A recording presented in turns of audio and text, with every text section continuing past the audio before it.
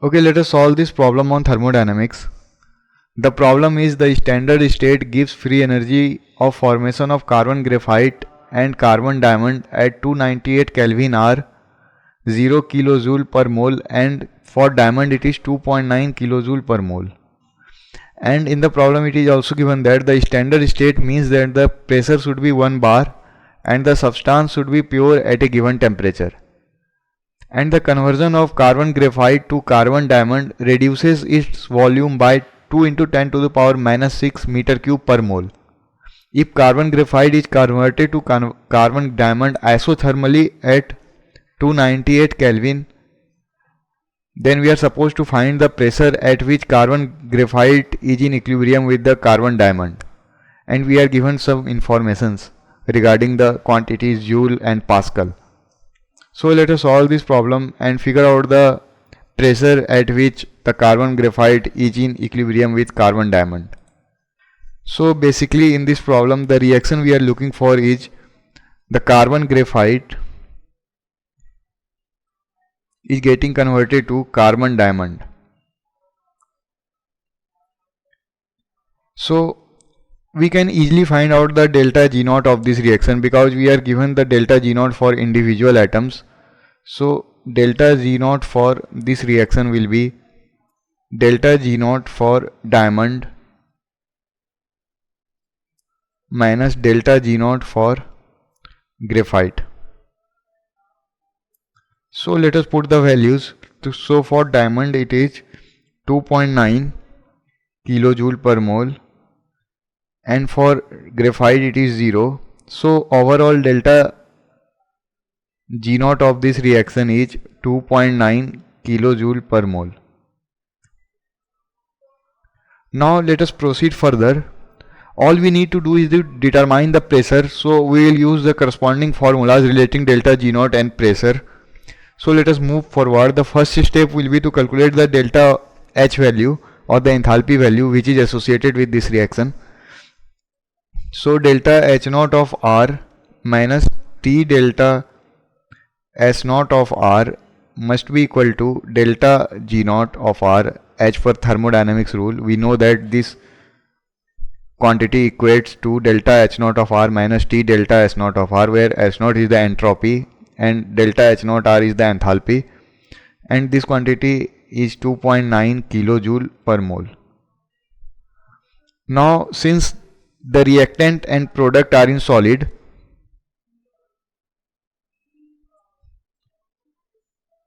and product is in solid state, so we can say that delta S naught of reaction is almost 0 because there is no random behavior because the reactant as well as product are solid. So randomness is almost 0. So if randomness is almost 0, then the product of randomness with the temperature is also almost 0. We can neglect this. So let us compute from this result the value of delta H naught because that will give me the pressure. So if we utilize these two facts for this reaction, the value of delta H naught for this reaction will be 2.9 kilojoule per mole, and in the problem it is given that the process is isothermal,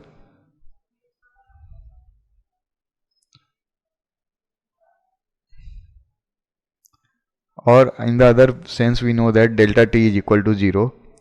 Now since the process is isothermal, so change in temperature is 0. Now we know that delta G is related to delta E and the work done. By the relation delta H naught of R, we can write it as delta E naught of the reaction, the change in internal energy of the reaction, plus delta PV or PV work. So let us put the values there. So delta H naught of reaction is 2.9 kilojoule per mole, and delta E naught of reaction will be 0 because the process is isothermal, so change in internal energy is 0. We know that for isothermal process the internal energy change is 0 because internal energy depends solely on the temperature, plus delta PV is the quantity we will be getting. Now our final expression reduces to delta of PV is equal to 2.9 kilojoule per mole. Now at equilibrium the pressure will be constant, so at equilibrium pressure will be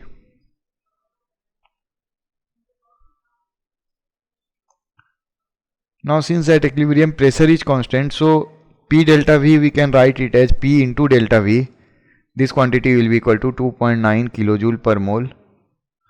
Now the value of P will be 2.9 divided by delta V kilojoule per mole, and the value of delta V is in meter cube as per problem, meter cube per mole. So let us utilize this. Now change in volume per mole of the substance is 2 into 10 to the power 6. Delta V is 2 into 10 to the power minus 6 meter cube per mole of substance. So let us put the value to get the value of equilibrium pressure. So if we do that, we will get 2.9 divided by 2 into 10 to the power minus 6 meter cube per mole, and in the numerator we will be having kilojoule per mole. So if we solve this, the value we will be getting is 14500 into 10 to the power 5 joule per meter cube, or we can say it as Pascal. So this much Pascal is our answer.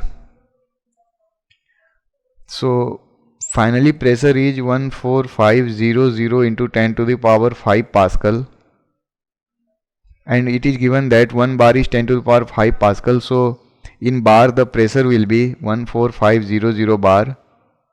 Now it should be noted that this is the pressure of the reaction. So total pressure will be equilibrium pressure, which is this one,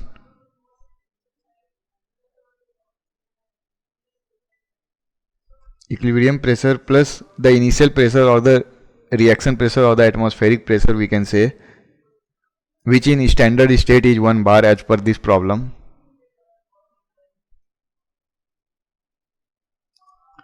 Now let us put the values.